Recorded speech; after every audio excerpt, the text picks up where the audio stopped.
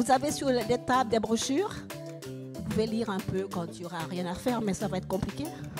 Peut-être demain. Et vous pourrez voir dans cette brochure, c'est un survol de ce qu'on a fait depuis 10 ans grâce à vous et qu'on espère continuer encore autant qu'Haïti aura besoin. À mon avis, c'est encore parti pour longtemps. Je vais profiter aussi pour remercier mon conseil d'administration, dont le président est malade aujourd'hui, mais il est dignement représenté par notre trésorière, Ad Girin, qui est à la table d'honneur là-bas.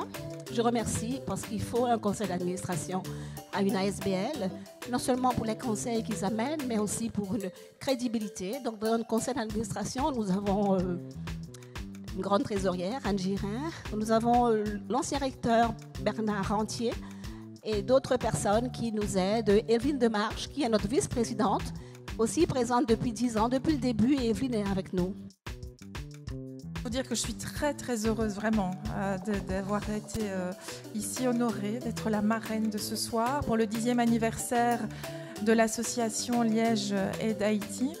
Et la coopération solidarité avec Haïti, c'est toujours un laboratoire de partage qui fait toujours la part belle aux échanges humains et à l'enrichissement mutuel. Il suffit d'être en Haïti de quelques heures pour être happé par cette évidence, par ces liens humains très, très profonds avec ce pays magnifique. Alors on a tous été émus il y a 10 ans par ce drame, par ce séisme.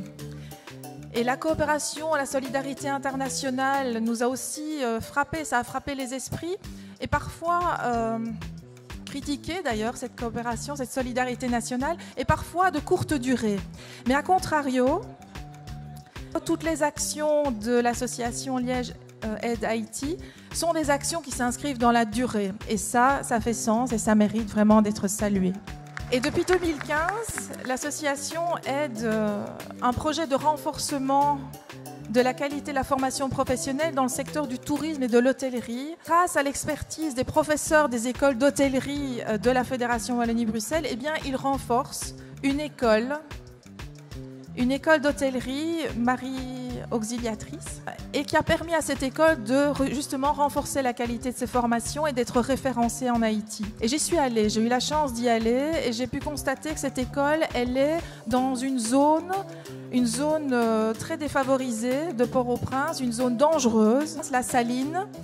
Et donc soutenir une école qui crée comme ça un espace de stabilité sociale et d'espoir pour les jeunes de ces quartiers défavorisés, eh bien vraiment bravo, parce que c'est ça aussi, en plus de la formation, c'est cette stabilité sociale dans le quartier. Ketli a voulu associer aussi un hôtel, l'hôtel Caribé l'année dernière, pour des formations sur place dans les hôtels. Donc vraiment, ces jeunes trouvent du boulot. Ils trouvent du boulot à Port-au-Prince, dans les meilleurs restaurants, les meilleurs hôtels. Et ça, c'est vraiment du concret. Et c'est pour ça qu'on doit les féliciter pour la qualité de la formation. Simplement vous dire que si Haïti donne parfois l'impression d'être frappé par le malheur, en même temps, les Haïtiens nous surprennent toujours à se reconstruire, à reconstruire par leur résilience. Et donc je terminerai par un petit mot, non pas par un des nombreux auteurs haïtiens qui irradient la francophonie, mais par un petit mot de Homère qui a dit: si les dieux envoient des malheurs aux hommes, c'est pour qu'ils en fassent des chants. Et ça s'applique vraiment bien à ce merveilleux pays qu'est Haïti. Bon appétit et belle soirée à tous.